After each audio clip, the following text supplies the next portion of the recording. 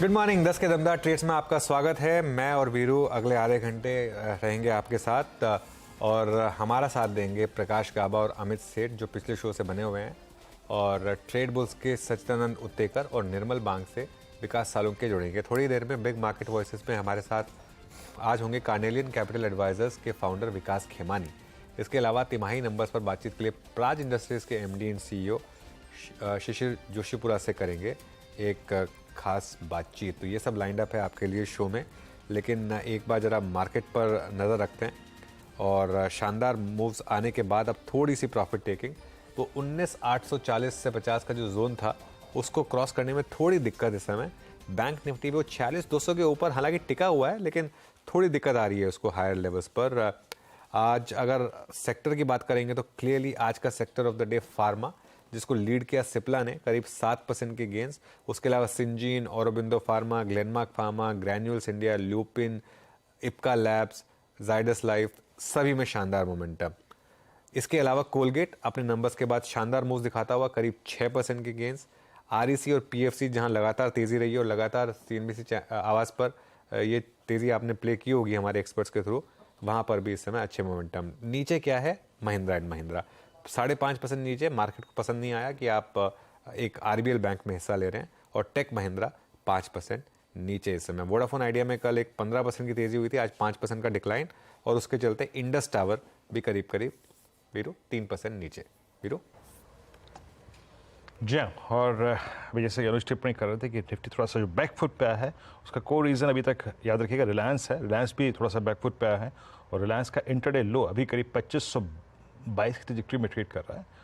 तो ये अपनी इंटरडे हाईएस्ट ट्रैजेक्टरी से काफ़ी सिंक हुआ है, तो थोड़ा सा इसका इम्पैक्ट पड़ता हुआ। Momentum lost in Reliance industries. अभी काम करते हैं, पैनल से करते हैं बातचीत, कॉल्स लेते हैं। अमित सेठ, प्रकाश काबाजी पिछले कार्यक्रम से इस कार्यक्रम में भी होंगे, और सच्चिदानंद उत्तेकर जी और विकास सालुंके। और उससे पहले जब आज की बेहद शानदार लिस्टिंग नेटवर्क की तरफ चलते हैं, और जैसे कि अनुज ने पहले भी टिप्पणी, जब फ्रीज हुआ था ये टिप्पणी करी दी थी, 438 रुपये, यानी आपको लिस्टिंग गेन करीब करीब 88% का। अनुज एक बात तो यह है, मतलब इस दौर की सारी लिस्टिंग्स अच्छी रही हैं, कुछ ने टेबल पे बहुत कुछ छोड़ा भी इन्वेस्टर्स के लिए और रिवॉर्ड भी किया इन्वेस्टर्स को। उसमें से मेरे ख्याल से एक ये भी है ना? बिल्कुल। अच्छा आईपीओ अच्छी प्राइस पर आया है तो रिवॉर्ड तो करेगा। इसमें इशू क्या है ना वीरू, इसमें अब मुझे समझ में नहीं आ रहा कि इनमें से कौन सी कंपनियां एक्चुअल में अच्छा डिलीवर करेगी। इन सब कंपनियों में प्रॉमिस बहुत है, ये जितनी भी नई लिस्टिंग्स हुई हैं ये सारी की सारी। अब इनमें से कौन सी अच्छी बनेगी, कौन सी नहीं रहेगी, एक चीज़ मैं ज़रूर कहूँगा, लेकिन ये पूरी की पूरी स्पेस में अब एक के बाद एक जब आईपीओज आएंगे, सबकी लिस्टिंग बहुत अच्छी होगी, लेकिन ज़रूरी नहीं कि सब में पैसा बने। इस चीज़ का आपको ध्यान रखना होगा। तो आगे जाते हुए इनके परफॉर्मेंस, क्वार्टरली रिव्यूज़, ये सब आपको करने होंगे। अभी के लिए तो मार्केट में माहौल इस तरीके का है, तो इसके लिए अच्छा वो बन रहा है, लेकिन आगे किस तरीके से कंटिन्यू करेंगे, नंबर्स डिलीवर करेंगे, यानी अभी तो प्रॉमिस है, नंबर्स डिलीवर करेंगे तो फिर रैली आगे बढ़ेगी। नेटवेब आपकी स्क्रीन पे 87% का याद रखिएगा, 438 ऑन इशू प्राइस। गजब की लिस्टिंग है। चलिए एक काम करते हैं, कॉल्स ले लेते हैं यहाँ पर कुछ ट्रेड्स। सचिन और विकास सालुंके फ्रेश पर्सपेक्टिव के साथ जुड़े हैं, सचिदानंद जी और विकास जी। पहले सचिन, मैं आपके पास आऊँगा, आपके 2 कन्विक्शन आइडियाज़ इस वक्त के, क्या चीज़ करेंगे आप? Good morning Virendra ji, good morning अनुज जी। मुझे लग रहा है निफ्टी आज थोड़ा सा रेंज बाउंड रहना चाहिए। जब तक 19,860 का लेवल निकलता नहीं है तब तक आई थिंक मोमेंटम की गुंजाइश नहीं होगी। And on the lower side जो 5 MA सपोर्ट है 19,560 के 760 के आसपास का, आई थिंक वो काफी डिपेंडेबल है। आई थिंक तो रेंज बाउंड मूवमेंट की एक्सपेक्टेशन होगी। एंड यहाँ पर जिस तरीके से लीडरशिप निकल के आ रही है फार्मा इस स्पेस में, तो वहां पर डिवीज लैब ने अभी तक उतनी शानदार परफॉर्मेंस नहीं दिखाई है। बट जिस तरीके से पिछले 7 दिनों का यहाँ पर क्लस्टर ऑफ कंसोलिडेशन था, वो कंसोलिडेशन कहीं जाकर ब्रेक होते हुए नजर आ रहा है। एंड इसीलिए मुझे लगा है कि डिवीज लैब का अगस्त का फ्यूचर्स यहाँ पर खरीदना चाहिए 3700 के स्टॉप लॉस के साथ। 1 से 2 दिनों में मुझे लग रहा है 3860 के आसपास के भी स्विंग यहाँ पर बन सकते हैं। तो एक पोजिशनल टारगेट अवेलेबल होगा डिवीज लैब में। जो सेकंड स्टॉक हमारे रेडार में है वो है एमजीएल का। क्लियरली अगर इसका वीकली स्ट्रक्चर देखें तो वहां पर एक राइजिंग 3 फॉर्मेशन है वीकली चार्ट में, एंड प्लस अपने वीकली 5 एक्सपोनेंशियल एवरेज को काफी अच्छी तरह इसने डिफेंड किया है। जिस तरीके से वापस यहाँ पर एक ब्रेकआउट मोमेंटम नजर आ रहा है 1100 लेवल के आसपास का, तो यहाँ पर भी अगस्त के सीरीज का फ्यूचर खरीदने की सलाह होगी। स्टॉप लॉस आपको लगाना है लगभग अराउंड 1088 पे, एंड पोजिशनली मुझे लग रहा है 1160 तक ये पर्टिकुलर मोमेंटम एक्सटेंड होना चाहिए। चलिए, फार्मा में आज अच्छा मोमेंटम है वैसे, और डिवीज लैब्स में भी अच्छा मोमेंटम है। विकास सालुंके को भी जोड़ ले रहे हैं। विकास जी गुड मॉर्निंग, आपका ट्रेड ले रहे हैं? गुड मॉर्निंग अनुज जी। जिस हिसाब से मार्केट में हमने देखा है कि गैप अप होने के बाद थोड़ा सा प्रेशर देखने मिल रहा है, बट स्टॉक पे से भी वो भी एक स्ट्रॉन्ग मोमेंटम यहाँ पे मिड कैप काउंटर में देखने मिल रहा है। मेरा पहला बाय कॉल रहेगा मन्नापुरम फाइनेंस। यहाँ पे कल एक ब्रेकआउट देखने मिला था 134 का, और उसके बाद अभी भी ये मोमेंटम कैरी करते हुए देखने मिल रहा है। तो 146 का टारगेट यहाँ पे आते हुए देखने मिलेगा। नीचे में जो सपोर्ट यहाँ पे इंट्राडे सपोर्ट देखने मिल रहा है वो 134 का, तो 134 के स्टॉप लॉस पे इसको बाय करना है। और दूसरा रहेगा हिंद कॉपर। हिंद कॉपर मैंने कल भी end of the day closing bell में मेंशन किया हुआ था। मुझे अभी भी लगता है कि यहाँ पे जो वीकली ब्रेकआउट मिला है, मुझे लगता है ये अच्छा रेंज में ऊपर में आते हुए देखने मिलेगा। तो 138 140 के टारगेट हिंद कॉपर में अभी भी इंटैक्ट है। तो उस रेंज तक यहाँ से पॉजिटिव रुझान देखने मिल सकता है। नीचे में 124 यहाँ पे भी सेम यहाँ पे एक अच्छा खासा सपोर्ट देखने मिल सकता है, जो उसका डाउनवर्ड ट्रेंड लाइन का ब्रेकआउट पॉइंट था। तो मुझे लगता है 124 से यहाँ पे हिंद कॉपर को बाय करना है, और ऊपर में 138 140 का टारगेट हिंद कॉपर में आते हुए देखना है। ओके, ये दो ट्रेड्स हो गए विकास जी के। और थोड़ा सा इंडेक्स को एक बार फिर से अगर आप देखें तो अब 19810 पर लौटता हुआ, और बैंक हालांकि हैं दोनों अपने ही कल के या फिर एक जो ऑप्शन जोन के ऊपर है उसी पर ट्रेवल कर रहे हैं, बट हाँ थोड़ा सा अगर आप देखें तो बैकफुट पे आते हुए। अमित जी आपके दो ट्रेड्स करेंगे? इनफैक्ट मैंने हिंद कॉपर और मन्नापुरम ही सिलेक्ट किया था, तो थोड़ा चेंज कर लेता हूँ। मेरा इस समय अशोक लेलैंड ने एक पॉज लिया है। इसमें स्ट्रक्चर काफी स्ट्रॉन्ग है, और इसमें अपसाइड के 190 195 के टारगेट्स ओपन है। आज का अगर कैंडल देखें तो it's a bullish pin bar, नीचे के लेवल से हमने बाइंग देखी है। तो अशोक लेलैंड में इस पॉज में हम एक पोजीशन बना सकते हैं। 179 का स्टॉप लॉस रखेंगे और टारगेट्स लगभग 188 के रहेंगे। दूसरा स्टॉक जो मैं चेस करूंगा उसमें मोमेंटम है, और उसने अपने पिछले 10 से 12 दिनों के ट्रेडिंग सेशन का हाई क्रॉस किया, दैट इज लुपिन। लुपिन में जो जिस तरह का मोमेंटम हम देख रहे हैं, मुझे लगता है ये बना रहेगा। 970 का प्राइस है लुपिन का। स्टॉप लॉस लगभग रखेंगे 958 का, और टारगेट्स रहेंगे लगभग इसके 985 के। आज फार्मा में अच्छा मोमेंटम है, तो लुपिन एक और यहाँ पर स्टॉक जुड़ता हुआ अब 1000 के करीब आ गया है लुपिन। इतने शानदार मूव्स जिसमें पिछले पूरे 1-1.5 महीने से यहाँ पर तेज़ी रही है। 760 750 पर हमने पहली बार लुपिन डिस्कस किया था, स्पॉटलाइट में भी इसकी चर्चा हुई थी, और देखिए अब क्या शानदार मूव्स यहाँ पर। गाबा सर आपके ट्रेड्स? पर आज दो ट्रेड में लूंगा। पहला रहेगा आईसीआईसीआई प्रू। इस पर तेजी है, काफी हद तक मोमेंटम भी है। ट्रेड कर रहा है 584 पर आईसीआईसीआई प्रू। टॉप होगा 576, टारगेट है करीब 595 टू 600। ये एक जोन है, वहां तक जाना चाहिए। बहुत तेजी है, अच्छा मोमेंटम। दूसरा स्टॉक जो पसंद है मुझे वो है मेटल क्षेत्र से, थोड़ा स्ट्रेच है, वो है हिंडाल्को। ट्रेड कर रहा है 457 के आसपास। टॉप होगा 454 53, बस ज्यादा नहीं। ऑन द अपसाइड टारगेट 465 के नजर आते हैं हिंडाल्को। इसका अगर लार्जर टर्म टाइम पे देखता हूं चार्ट, तो लगता है तो 500 भी जाएगा, लेकिन उसे वक्त लगेगा हिंडाल्को। ओके, हिंडाल्को। चलिए अब एक काम करते हैं, हमारे साथ कार्नेलियन कैपिटल एडवाइजर्स के फाउंडर विकास खेमानी जुड़ गए हैं, उनको जोड़ लेते हैं और उनसे बात करते हैं। विकास जी गुड मॉर्निंग, बहुत बहुत शुक्रिया जुड़ने के लिए सीएनबीसी आवाज़ के साथ। एक वन वे रैली रही है मार्केट में, वैसे आपके पोर्टफोलियो ने काफ़ी शानदार आउट परफॉर्मेंस दिखाई है। अब यहाँ से आपका व्यू क्या है मार्केट को लेकर, और क्या यहाँ से पैसा बनेगा मार्केट में? बिल्कुल बनेगा और बहुत बनेगा। खाली इतना ही कह सकता हूँ कि आपके समय और टाइम होराइजन पे डिपेंड करता है। अगर आपका शॉर्ट टर्म का टाइम होराइजन तो मुझे नहीं पता है, अगर आपका 3 से 5 साल का होराइजन है तो यहाँ से बहुत पैसा बनेगा। और ये आपको देखेंगे तो कुछ समय पहले भी, 6 महीने पहले, 8 महीने पहले बाजार में एक बहुत अनिश्चितता का माहौल था। जब एसवीबी की क्राइसिस हुई थी, काफी लोग बोल रहे थे कि इसका ये हो जाएगा वो हो जाएगा, और आप देखेंगे तो उस टाइम पे तो खराब बाजार में लोगों को थोड़ा डर लगता है, और जब अच्छा चलता तो लगता है कि आगे यहाँ से पैसा बनेगा कि नहीं बनेगा। तो इसी के बीच में मार्केट घूमता है। पर मुझे लगता है कि इंडिया की जो स्टोरी है अनप्रेसिडेंटेड है, हमने बहुत बार बात की है, और सारे ग्रोथ के पैरामीटर्स इंटैक्ट हैं, तो पैसा यहाँ से भी बनेगा। ओके, तो विकास जी, थीम्स क्या रहेंगी यहाँ से? आप इस समय फ्रेश पैसा कहाँ डाल रहे हैं? जी, थीम कोई बहुत बदलते नहीं है, हमारे सेम ही है। आई थिंक सबसे बड़ा थीम जो है वो है मैन्युफैक्चरिंग के अंदर, जब हम बहुत बड़ा पैसा लगा रहे हैं। हमें लगता है कि ये एक डिकेडल अपॉर्चुनिटी है, तो हम पिछले 2.5 साल में हमारा सबसे बड़ा पैसा इसी में गया है। दूसरा, अगेन सारी लगभग डोमेस्टिक स्टोरीज ही हैं, तो ऑटोमोबाइल में हमको लगता है बहुत बड़ा अपॉर्चुनिटी है। आई थिंक थोड़ा प्ले आउट हुआ है, पर अभी चलते रहेगा। बैंकिंग एंड फाइनेंशियल सर्विसेज में काफी अच्छा रिटर्न आया है, पर हो सकता है 3-6 महीने के लिए कंसोलिडेट हो जाए, बट स्ट्रक्चरली इसमें भी कोई तकलीफ नहीं है। एक 15 से 20% की रिटर्न की ग्रोथ देते रहेगा, अर्निंग ग्रोथ भी देते रहेगा। तो वो है, फार्मा एक सेक्टर है जो उभर के आ रहा है, जब हमें लगता है कि डार्क फोर्स रहेगा और यहाँ से भी पैसा काफी अच्छा बन सकता है। सो थीम्स इंडिया में बहुत अच्छे अच्छे हैं, वाइड हैं। इस बार की तेजी में एक अच्छी बात है कि जो पार्टिसिपेशन है वो काफी ब्रॉड है, वाइड है। ऐसा कोई एक रिस्ट्रिक्टेड नहीं है नैरो सेक्टर के अंदर।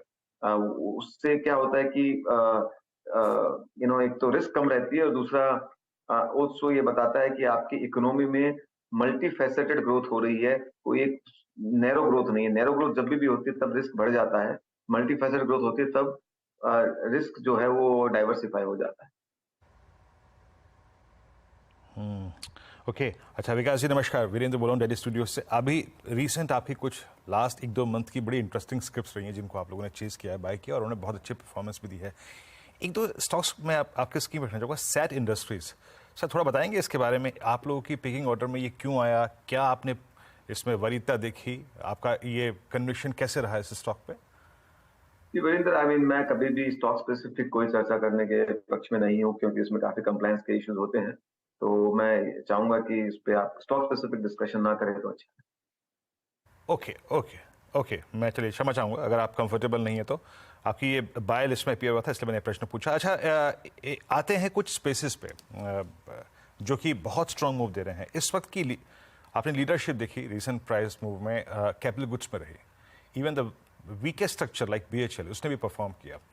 कैपिटल गुड्स में सर विकास जी इस वक्त यहाँ से भी और कितना पैसा बनने की संभावना है? अब क्या अप्रोच होनी चाहिए, जो कि 1-2 साल में आप देखिए 1400-1500 रुपए का LNT आज करीब 3000 की ट्रेजेक्टरी में पहुंच गया है। अभी और कितना स्पेस बाकी है इस स्पेस में? जो आप क्वेश्चन बार बार पूछना, और कितना स्पेस बाकी है, उस क्वेश्चन को आपको मैं थोड़ा अलग तरीके से आंसर देता हूँ। आप ये बता दीजिए इंडिया की ग्रोथ में कितना स्पेस बाकी है, फिर मैं आपको ये बता दूंगा कि इसमें कितना स्पेस बाकी है। अगर आपको लगता है कि इंडिया की ग्रोथ $3 ट्रिलियन से $5 ट्रिलियन होगी, तो ये सारे के सारे जो कंपनीज हैं वो उससे बेनिफिट करेंगे, चाहे वो कैपिटल गुड्स हो, चाहे वो बैंकिंग हो, चाहे वो मैन्युफैक्चरिंग हो, क्योंकि ये सब उसी से अलाइंड है। आप देखेंगे तो आप सेम चीज आज जो बैंकें हैं वो जब हमारी 2002 में छोटी इकोनॉमी होती थी, वो सारी उसी से लिंक्ड है, राइट। तो एक अच्छी बात यह कि आज के समय में जो एक काफी रिफॉर्म्स करने की वजह से जो वीक पॉइंट्स थे इकोनॉमी के, चाहे वो एनपीए आता था हर बार या फिर कोई ना कोई स्ट्रक्चरल इश्यूज आते थे, वो रिफॉर्म की वजह से, चाहे वो आईबीसी हो, रेरा हो, जीएसटी हो, इन सब की वजह से काफी सॉलिड और रोबस्ट हो गए हैं। तो इनफैक्ट इस बार इकोनॉमिक ग्रोथ की दर भी बढ़ रही है और ये रोबस्ट भी हो रहा है, तो ये सारे के सारे सेक्टर अच्छे करेंगे। कैपिटल गुड्स में तो अभी इन्वेस्टमेंट साइकिल चालू हुई है, तो जब भी कोई इन्वेस्टमेंट साइकिल चालू होती है वो काफी लंबे समय तक चलती है, ऐसा नहीं कि तुरंत खत्म हो जाती है। और इस बार तो जो मैन्युफैक्चरिंग पे जितना बड़ा जोर दिया हुआ है, ये मुझे लगता है काफी सस्टेनेबल रहेगा। मैन्युफैक्चरिंग देख लें आप चाहे अपना इंफ्रास्ट्रक्चर देख लें, जिसके अंदर कितना बड़े पैमाने पे इन्वेस्टमेंट हो रहा है, मेट्रो, पोर्ट्स, रोड्स, रेलवे, इस तरह का पैमाने पे इन्वेस्टमेंट कभी जिंदगी में इंडिया में हुआ ही नहीं। तो आप उसको मद्देनजर देखेंगे तो ये सब इंटरलिंक्ड है। तो ये जो एक थोड़ा सा नैरेटिव रहता है, मैं कहूंगा आपको इतना ही सजेस्ट करना चाहूंगा कि आप बार बार ये ना कहें कितना बचा, ये कहिए कि बहुत बचा है, ताकि क्या इन्वेस्टर जो रिटेल इन्वेस्टर है उससे कंफ्यूज ना हो जाए। अच्छा विकास जी, अब इस समय मार्केट में जो एक सेक्टर है जहां पर प्राइस अच्छे हैं लेकिन मूड अच्छा नहीं है, वो है लार्ज कैप आईटी। और कल हमने टेक महिंद्रा के भी नंबर्स देखे, वो भी काफ़ी ख़राब रहे। आप क्योंकि काफ़ी एफआई से बात करते हैं और काफ़ी यूएस ट्रिप्स वगैरह भी करते हैं, इस समय क्या एक अपॉर्चुनिटी दिख रही है क्योंकि विजिबिलिटी कम है, या फिर अभी इस सेक्टर को अवॉइड करना बेटर रहेगा? बिल्कुल अच्छा सवाल पूछा आपने। आईटी के अंदर देखिए आप एक तो मतलब आईटी सेक्टर पर से ओवरऑल ठीक करेगा और कर रहा है, रादर मैं तो ये मानना चाहूंगा कि कोई भी सेक्टर वन वे कभी नहीं जाता है ऊपर। जैसा कि केमिकल 2021 में बहुत अच्छा किया, 22 में अभी अच्छा नहीं किया, 23 में अच्छा नहीं कर रहा है, तो पर इसका मतलब ये नहीं कि वो सेक्टर खत्म हो गया, उसके भी ग्रोथ ड्राइवर्स हैं, राइट। और सेम वे आईटी के अंदर भी मेरा ये मानना है कि कुछ कंसोलिडेशन हुआ है पिछले समय में, बट स्टॉक्स ऑल्सो ये साल में सारे आईटी स्टॉक्स अब 15 से 20% है कुछ को छोड़ के। तो आईटी में डिमांड अच्छी है, ग्रोथ अच्छा चल रहा है। कुछ जो स्पेसिफिक सेगमेंट जैसे ER&D है या फिर नीश सेगमेंट्स है, they are growing even faster, 20 से 25% ग्रो कर रहे हैं। तो आइडिया है कि उन सेगमेंट्स को आइडेंटिफाई करके कंपनीज में इन्वेस्ट करें जहां से आपको 20 से 25% की ग्रोथ अर्निंग्स में मिल सकती है, और ऐसी हमको दिख रही है कंपनी जिनमें हो रही है। तो हम तो उन्हीं कंपनियों में ढूंढते हैं। तो आईटी पर से सेक्टर में कुछ गड़बड़ नहीं है।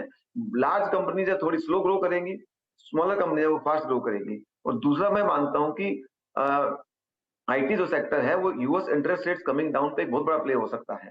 जैसे जैसे इंटरेस्ट रेट्स का माहौल कम बनने पे बनेगा, अगले 3 महीना, 6 महीना, 12 महीना, जब भी होगा, मैं नहीं कह सकता कब होगा, पर जल्दी होगा इतना मैं मानता हूं। तो तब भी होगा, तब आईटी सेक्टर का एक बहुत बड़ा प्ले उससे बनेगा। एंड तो उसमें आप देख सकते हैं। दूसरा सेक्टर जहां पे आज जो आपने सवाल पूछा कि केमिकल्स है, जहां पे कोई भी हाथ नहीं लगाना चाहता, सबको लगता है कि अरे पता नहीं क्या हो गया। केमिकल्स ऑल्सो एक डिकेडल स्टोरी है, वहां पर भी बहुत पैसे बनेंगे। पर जो पिछले 1-1.5 साल में इन्वेंट्री करेक्शन, प्राइस करेक्शन हुआ, उसके वजह से काफी स्टॉक्स ने बीटिंग लिया है। पर वहीं तो सबसे बड़ी अपॉर्चुनिटी आती है अगर कोई इन्वेस्टर लॉन्ग टर्म होता है तो मैं मानता हूँ वो सेगमेंट भी एक बड़े फोकस के साथ देखना चाहिए। अच्छा, आपने मैन्युफैक्चरिंग की बात की और मैन्युफैक्चरिंग पे तो आप बहुत टाइम से बुलिश रहे हैं, मेरे ख्याल से सबसे अर्ली मूवर्स में रहे हैं आप मैन्युफैक्चरिंग में। उसमें एक पर्टिकुलर स्पेस डिफेंस ने बहुत शानदार मूव दिखाए हैं। और मैं आपसे स्टॉक स्पेसिफिक नहीं पूछूंगा, लेकिन मुझे पता है कि एक डिफेंस कंपनी में आपका खुद का बड़ा स्टेक भी है। तो डिफेंस में इस समय क्या ये जो तेज़ी बनी है ये अभी भी यहाँ से सस्टेन करेगी विकास, या फिर अब थोड़ा सा ओवरबॉट हो रही है ये जगह? मैं मानता हूँ डिफेंस एक ऐसा सेगमेंट है जिसमें स्ट्रक्चरल बड़ी अपॉर्चुनिटी है, पर वहां पे थोड़ा एक यूफोरिया का माहौल बना हुआ है, क्योंकि अपॉर्चुनिटी सेट छोटा है और ज्यादा प्लेयर खेलना चाहते हैं, तो हर आदमी थोड़ा थोड़ा भी खरीदता है तो उसका ओवर वैल्यूएशन हो जाता है, और वही प्रिसाइजली सारे डिफेंस के अंदर हो रहा है। तो मैं कह रहा हूं कि मेरा ऐसा मानना है कि रिस्क रिवॉर्ड थोड़ा केयरफुल रहना चाहिए। जहां जहां आपको सस्टेनेबिलिटी ऑफ अर्निंग्स, ग्रोथ वगैरह दिखती हो वहीं पे ले, बट जनरली डिफेंस सेगमेंट में मैं कहूंगा थोड़ा कॉशन एडवाइस करूंगा। जैसे कि वापस आपको बताऊंगा कि केमिकल के अंदर 21 के अंदर सबको लगता था कि ये तो अभी बहुत बड़ा ग्रोथ आएगा। तो मैन्युफैक्चरिंग एक ऐसा सेगमेंट है जहां पे कुछ भी वन वे नहीं चलता है, सब कुछ स्टेप फंक्शन में होता है, टाइम आते हैं, करेक्शंस आते हैं। तो अगर आपने नहीं लिया है तो आप उसको फोमो फील करके मत लीजिए। डिफेंस में अपॉर्चुनिटी आएगी और मिलेगी, पर रिस्क रिवॉर्ड आपके फेवर में रहना चाहिए। वैल्यूएशंस को आप बिल्कुल ध्यान रखें लेने से पहले। चलिए विकास जी, बहुत बहुत शुक्रिया, आप इस कार्यक्रम में शामिल हुए, सभी सेक्टर्स पे और स्पेसेस पे अपना आउटलुक शेयर किया। बहुत बहुत शुक्रिया सर इस कार्यक्रम में शामिल होने के लिए। अब एक काम करते हैं, जरा प्राज इंडस्ट्रीज पे आते हैं और नंबर्स आए, एक बार स्टॉक भी लेके आइएगा और नंबर्स को थोड़ा सा रीड करने की कोशिश करते हैं। और हमारे साथ बातचीत करने के लिए नंबर्स पे श्री शिशिर जोशपुरिया साहब मौजूद हैं, इस वक्त जोशीपुरा साहब मौजूद हैं, MD & CEO प्राज इंडस्ट्रीज़ के। एक बार इंटरडे चार्ट ले गई प्राज का और थोड़ा सा नंबर से फोकस करेंगे, फिर कंपनी के एक्सपेंशन प्लान और मार्जिन को लेकर बात करेंगे। 401 के स्तर पर आके ट्रेड करता हुआ आज 411 के जोन में ओपनिंग हुई थी, थोड़ा सा बैकफुट पे आ रहा है। शिशिर जी नमस्कार, कार्यक्रम में स्वागत है सर। थोड़ा सा मैं इस बार के नंबर्स को देख रहा था और एग्जैक्टली थोड़ा सा यहाँ पे प्रॉफिट आपका इस क्वार्टर में फ्लैट रहा है। मैं थोड़ा सा सेगमेंटल बात करना चाहूँगा। एग्जैक्टली इस बार के बड़े फैक्टर्स क्या रहे? मैं देख रहा हूँ कि डोमेस्टिक मार्केट पे आपने काफ़ी फोकस किया है, ऑल्दो ग्लोबल फ्रंट पे परफॉर्मेंस ठीक थी, लेकिन इस बार डिलीवरी डोमेस्टिक मार्केट ने दी है। आगे भी क्या अगले क्वार्टर्स में जो डिलीवरी है या फिर जहाँ पे ग्रोथ आएगी वो डोमेस्टिक मार्केट ही रहेंगे? नमस्कार।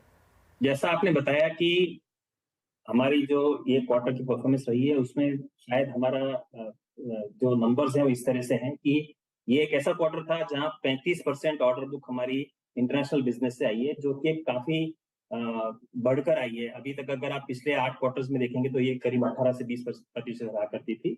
और अब जो है ये 35% पर आ गई है। तो इंटरनेशनल बिजनेस, ये हमारा फोकस एरिया था कि हम हमारा इंटरनेशनल बिजनेस कैसे बढ़ा सकें, और ये क्वार्टर में मेरे पास 35% की ऑर्डर बुक आई है जो भी आगे जाके एग्जीक्यूट होगी। ये एक बहुत ही अच्छा मापदंड है जिसके कारण हम समझते हैं कि हमारा परफॉर्मेंस आगे जाके भी अच्छा रहेगा। जहां आपने प्रॉफिट की बात की, तो अगर हमारा बिजनेस अगर आप देखें तो हमारे बिजनेस में फर्स्ट क्वार्टर हमेशा थोड़ा सबड्यूट रहता है, क्योंकि शुगर मिल्स जो हमारा काफी बड़ा बिजनेस सेगमेंट है, वो काफी सीजनल है। तो अगर उस तरीके से आप देखे जाए तो पिछले साल के फर्स्ट क्वार्टर के मुकाबले जहां हमारी टॉप लाइन में कुछ बढ़ोतरी नहीं दिख रही है, और वो इसलिए है कि हमारे जो ऑर्डर्स हैं उनका जो एग्जीक्यूशन साइकिल है वो थोड़ा अलग था, इस कारण प्रोजेक्ट बिजनेस के नेचर की वजह से, तो इसलिए आपने ये आपको यहाँ दिख रहा है। लेकिन अगर आप गौर से नजर डालें तो पिछले साल के फर्स्ट क्वार्टर के मुकाबले इस साल के फर्स्ट क्वार्टर में हमारा प्रॉफिट के क्षेत्र में हमारा परफॉर्मेंस काफी अच्छा रहा है, और हमें आशा है कि ये हम आगे चल के भी करते रहेंगे। ओके, तो जैसा कि आपने मेरे पहले प्रश्न के उत्तर के एवज में सर ये कहा कि आप ज़्यादा उत्साहित आपके अंतर्राष्ट्रीय कारोबार के जो रेवेन्यू कंट्रीब्यूशन है उसको लेकर हैं, तो सर अगले कुछ क्वार्टर्स में ये जो मिक्स है, आई मीन 65-35 का, क्या ये सब्सटेंशियली चेंज होगा या फिर मोटे तौर पे यही रहेगा? नहीं, जैसा आपने देखा कि पिछले 2 साल का आप देखें तो करीब ये 80% हमारा डोमेस्टिक सेल्स था और 20% हमारा एक्सपोर्ट का सेल्स था, और ये पहला क्वार्टर है जहां हमें अभी 65-35 का ऑर्डर बुकिंग हुआ है। हमारा लॉन्ग टर्म प्लान यही है कि जैसे हम आगे बढ़ते जाएं ऐसे ऐसे ये जो प्रतिशत है वो इंटरनेशनल बिजनेस के फेवर में चेंज होता चला जाए, क्योंकि उसकी बढ़ोतरी करने से क्योंकि बाहर की अपॉर्चुनिटीज काफी हैं। बहुत ऐसे क्षेत्र हैं जहाँ पे इंटरनेशनल मार्केट में काफी ओपनिंग्स हो रही हैं, जैसे कि एनर्जी ट्रांजिशन है, क्लाइमेट एक्शन प्रोग्राम्स हैं। इसके अंदर हमारे पास काफी ऑफरिंग्स हैं जो हम आगे जाके इंटरनेशनल मार्केट में कॉम्पिटिटिव तरीके से दे सकेंगे और हमारे बिजनेस को आगे बढ़ा सकेंगे। तो हमारा ये मानना है कि जैसे हम आगे जाते जाएंगे ऐसे ही ये जो हमारा 80-20 का रेशो था वो आगे जाके एक्सपोर्ट का जो 20% का हिस्सा था वो धीरे धीरे आगे बढ़ता चला जाएगा। अच्छा, क्योंकि आप एथेनॉल से जुड़े इंफ्रास्ट्रक्चर प्रोजेक्ट्स में काम करते हैं और इस समय गवर्नमेंट का क्लियर कट फोकस रहा है एक एथेनॉल को लेकर, तो जो आपकी ऑर्डर बुक है वो किस हिसाब से होती है? वो मतलब क्वार्टरली आपको विजिबिलिटी रहती है या ये लंपी ऑर्डर बुक होती है? तो एथेनॉल हमारा एक काफी बहुत बड़ा क्षेत्र है जहां हम हमारे सॉल्यूशंस मार्केट के अंदर हमारे अवेलेबल हैं, लेकिन कभी कभी ऐसा होता है कि जो ऑर्डर बुक जो प्रोजेक्ट होता है वो प्रोजेक्ट की साइकिल इस तरह से होती है कि वो पर्टिकुलर महीने के अंदर या पर्टिकुलर वीक के अंदर कस्टमर की साइट रेडी हो या ना हो, उनका प्रोजेक्ट का जो शेड्यूल है वो शायद थोड़ा अलग हो, उनका फंडिंग का शेड्यूल अलग हो और उनकी साइकिल रिक्वायरमेंट्स अलग हो, और जो हमारे बड़े प्रोजेक्ट्स हैं, इंजीनियरिंग के प्रोजेक्ट्स हैं, जैसे मैं आपको बता रहा था, एक्सपोर्ट के प्रोजेक्ट्स हैं, एनर्जी ट्रांजिशन के प्रोजेक्ट्स हैं, उनकी जो एग्जीक्यूशन साइकिल है वो थोड़ी अलग है। कभी कभी हमारे बिजनेस में लंपीनेस आ जाती है, लेकिन जनरली हमने देखा है कि फर्स्ट क्वार्टर हमारे यहाँ पे कम रहता है, और जैसे जैसे हम क्वार्टर्स में प्रगति करते जाते हैं ऐसे ऐसे हम आगे बढ़ते जाते हैं। तो इंडिया में आप जानते हैं कि हमारा जो शुगर सीजन है वो अक्टूबर से मार्च के अंदर रहता है, और वो हमारे लिए एक बहुत बड़ा सेगमेंट। चलिए फिर जोशीपुरा जी, बहुत बहुत शुक्रिया जुड़ने के लिए आज हमारे साथ और हमसे बात करने के लिए। ऑल द बेस्ट आपको फ्यूचर के लिए। चलिए काम करते हैं, एक बहुत छोटा सा ब्रेक लेंगे और उसके बाद सचिन और विकास हमारे साथ होंगे कुछ और कॉल्स के लिए।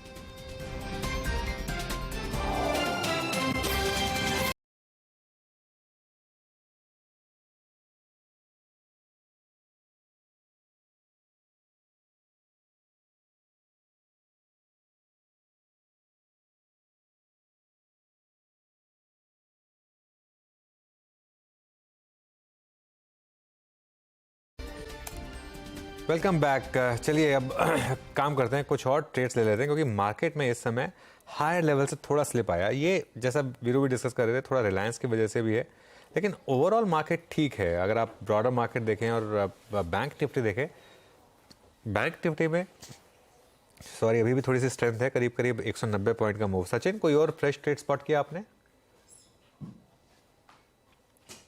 अनुज जी, मुझे लग रहा है यहाँ पर बैंक निफ्टी में पीएसयू बैंक्स काफी अच्छी तरह स्टेबल नजर आ रहे हैं। वहां पर जिस तरीके से बैंक ऑफ बड़ौदा का अभी तक स्ट्रक्चर रहा है, एक अच्छे बेस फॉर्मेशन के आसपास इसने वापस एक रिवर्सल फॉर्मेशन बनाया है, बुलिश हरामी फॉर्मेशन, एंड वापस इस पर्टिकुलर बेस को ये रिकन्फर्म करा है। तो मुझे लग रहा है एक ब्रेकआउट जैसी हो जाता है 200 लेवल के ऊपर का, तो मुझे लग रहा है एक शानदार रैली इस पर्टिकुलर स्टॉक में बनेगी, एंड अगले कुछ दिनों में ये आउट परफॉर्मिंग स्टॉक होना चाहिए। तो यहाँ पर फ्रेश लॉन्ग पोजीशंस बनाने की ही सलाह होगी। स्टॉप लॉस आपको 196 के नीचे लगाना है, एंड मुझे लग रहा है एक बार इंट्राडे में अगर ब्रेकआउट हो जाता है 202 लेवल के आसपास तक का, तो लगभग 208 तक एक पोजिशनल रैली यहाँ पर अनलॉक होगी। तो 208 के टारगेट के लिए यहाँ पर बैंक ऑफ बड़ौदा में लॉन्ग पोजीशन प्रेफर कराओगे।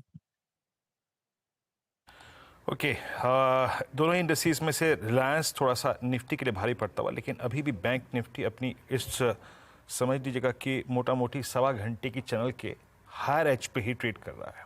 एक बार बैंकिंग कंट्रीब्यूटर्स को देखते हैं जरा। डायरेक्टर साहब, बैंकिंग कंट्रीब्यूटर्स रखेंगे कि क्या हमको इस 46,210 की ट्रैजेक्टरी के ऊपर मेंटेन रखने में मतलब स्पॉन्सर कर रहा है ICICI bank, state bank of India और एचडीएफसी बैंक। सचिन जी, अगर बैंकों में कुछ पिक करना हो, सबसे प्रेफर्ड क्या रहेगा आपका? और अगर कुछ मिड कैप में भी हो आपकी प्रेफर्ड लिस्ट में तो बताइएगा। वीरेंद्र जी, अभी मैंने बैंक ऑफ बड़ौदा का ही जिक्र किया है। मुझे लग रहा है बैंक ऑफ बड़ौदा का सेटअप काफी इंटरेस्टिंग है, एंड जिस तरीके से यहाँ पर एक बेस फॉर्मेशन नजर आ रहा है 196 के आसपास का एक सपोर्ट रिकन्फर्म हो रहा है, तो लगभग मुझे लग रहा है 208 के आसपास के स्विंग बनने की यहाँ पर तैयारी हो रही है, एंड इसीलिए ये रिकमेंडेशन दी है। तो 196 का आपको स्टॉप लॉस लगाना है, एंड बैंक ऑफ बड़ौदा में मुझे लग रहा है एक पोजिशनल लॉन्ग डिप्लॉय करने की सलाह होगी यहाँ से। ओके, चलिए फिर सचिन, बहुत बहुत शुक्रिया। विकास सालुंके भी हमारे साथ। विकास, आपने कोई ट्रेड स्पॉट किया? जी, अगर बैंकिंग की बात करें तो मुझे कैनरा बैंक यहाँ पे स्ट्रॉन्ग लग रहा है। 340 का एक ब्रेकआउट इसमें देखने मिल रहा है। लास्ट में भी एक बार किया हुआ था, बट मुझे लगता है आज वापस उसने उसको ब्रेक कर चुका है, तो 358 के आसपास के टारगेट यहाँ पे बनते हुए देखने मिल सकते हैं। अभी भी इंटैक्ट है वो टारगेट। 338 का एक स्टॉप लॉस यहाँ पे रिकमेंड करूंगा, तो मुझे लगता है कैनरा बैंक यहाँ से एक पॉजिटिव रिटर्न कर सकता है। ओके विकास जी, बहुत बहुत शुक्रिया। सचिन, आपका भी बहुत बहुत शुक्रिया। वीरू और मुझे अब इजाज़त दीजिए। और आज नीरज जी ने शो मुझे 1 मिनट पहले सौंपा था, तो मैं वो फेवर रिटर्न कर रहा हूँ नीरज जी, और आपको 1 मिनट पहले भागदौड़ सौंप रहा है।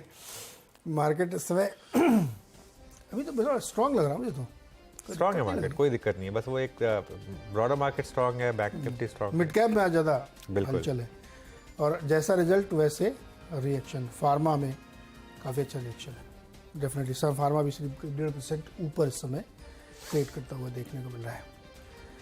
तो दिन कैसा गुजरेगा? एक्सपायरी वाला दिन है आज, और मंथली एक्सपायरी है।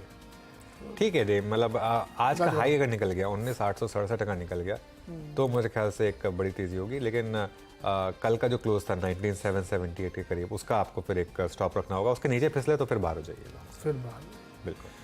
तो चलिए इसी मोड़ पे हम लोग शुरुआत करते हैं हेडलाइंस के साथ ट्रेडर्स हॉटलाइन की, और आपके सवालों के जवाब देंगे और पंजाब नेशनल बैंक के मैनेजमेंट से बातचीत करेंगे उनके नतीजों पर।